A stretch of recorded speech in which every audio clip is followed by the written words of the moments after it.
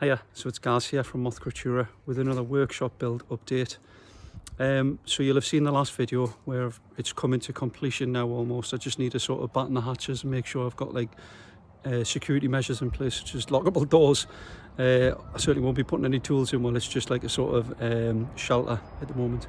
So this is the end of my tunnel, if you like, you know, my pig pen or pigsty tunnel. So what I decided to do was use some of the fencing that I had left after we took the neighbour's old fence down and built a new fence. So the panels that I had left I've repurposed in the spirit of Moth Creaturae. I'll just give you a quick heads up of the fence that we did. So there it is in between my house and the neighbour's house, and because we do get on really well, dead fortunate like actually to have neighbours where we actually get on with, we decided at the end to finish it off with a little gate. So you'll see we've got a little gate in there, and then also there you can see the outside of my workshop there now. I've got a little bit left to do on the trimming of these bits here. I want to put like some sort of corner bits coming down just in case there's any sort of high winds. It's going to keep the sort of felt down, the tiles that I used. And then from the back of it here we'll go. Eventually be trimming off this piece as well. It is watertight, but I'll be trimming it just so it looks a little bit tidier. I do have like kind of OCD. I cannot live with shit. I cannot sleep at night when it's stuff's not right. Anyway, another project down the line will be like sort of stones and stuff put along here. Nice big garden and what have you, grassed area, and then a bit of a decking area over by there where I've got my patio bits and pieces. Again, patio bits and pieces that I pretty much pulled out of a skip and built. Old logs, and, someone's old sitting room table, along with like some tractor stools. I think it's quite nice. I know a lot of people are using the sort of cable drums. It's good enough, but I kind of like not copying what everyone else is doing. So anyway, back round to the front here of me sort of storage area. I'm not going to open it because the place is a tip. But yeah, I reused some of the overlap panels, stripped it all down, built the frame because clearly it's on a weird curve here, like, and kind of what I did was I built like a trellis framework for my gate. Got the hinges concealed. I didn't want them on show. I really didn't want to have any sort of locking mechanism on the front. I wanted it to be concealed, so from the front it just looked like it was just a fence. But it's just keeping costs down and this and the other, and also it's quite difficult to get what you want. You can't really go around the shops and sort of browse while we're in this lockdown period, so it's kind of like just make do with what we can. So I ended up getting just a typical bolt, right? And it comes with, is it? There we go. Comes with like this kind of fitting here, like, so what would end up happening is I'd have to secure that to my brick wall. I kind of didn't want any fixtures and fittings on show on my wall because I think it takes away from it, you know, really draws your attention to it. It's these kind of minor details that most people won't care about, but like it's the kind of shit that keeps me up at night.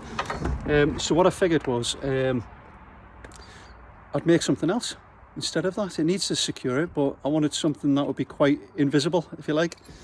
So what I did was I got in my junk pile here, got some of the rickety metal that I had left, the sort of galvanized pig shed structure. I don't know what it's called. Fuck it.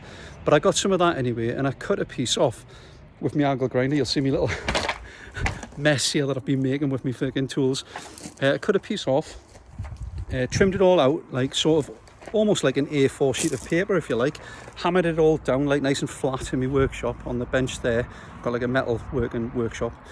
And what I come up with was this idea here, where I could come up with this, put a fold in it, so it's not single leaf, it's double leaf, so it's got a fold in it. I've tried to keep it, as well as rounding it, I've tried to keep as much as the fold as possible, because then that'll keep its own strength.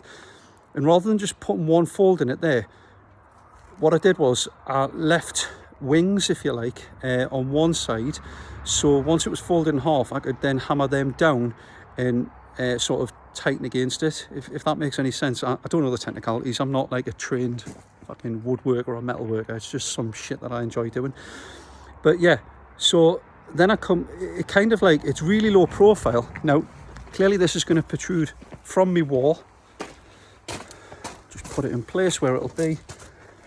Roughly here, I'll move the door frame away. I did put some little magnets in the door frame and like sort of metal screws in the back of the gate, so when it closes they like sort of stick down, but it's not going to be strong enough to keep it shut, especially in the wind. So I come up with this idea. So like you can see, once that's in place, I need to drill holes into my wall now, but once that's in place, clearly it's not straight, but you get the idea. You'll not see it from the front, it'll just look like a bolt.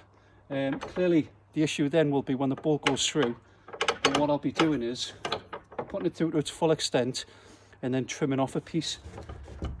Where you see me sort of green line on there, you see the little green line, trimming that piece off, so there'll be enough to hold it in place without the bolt like covering the wall, if that makes sense. And then obviously I can put a padlock on there and start storing shit in there that I don't want in my garage, because I want to free the garage up so I can work on my motorbikes, if that makes sense. Metal shop. But yeah, so if we come back to here, I'm not going to show you my garage, see that it just looks nicely finished. We managed to get a couple of coats of paint on the projects from the other week, like the bin shed there, and also the log storage. We went with this grey option. The missus liked it. It looks alright actually. I probably would have liked to have done them like kind of off-white, like the doors of the shepherd's huts, but I'm sure when they're done grey as well, it'll look nice and pretty, you know. But yeah, that's about it. I think what we're doing next week, I've got a fence to make for around this wall.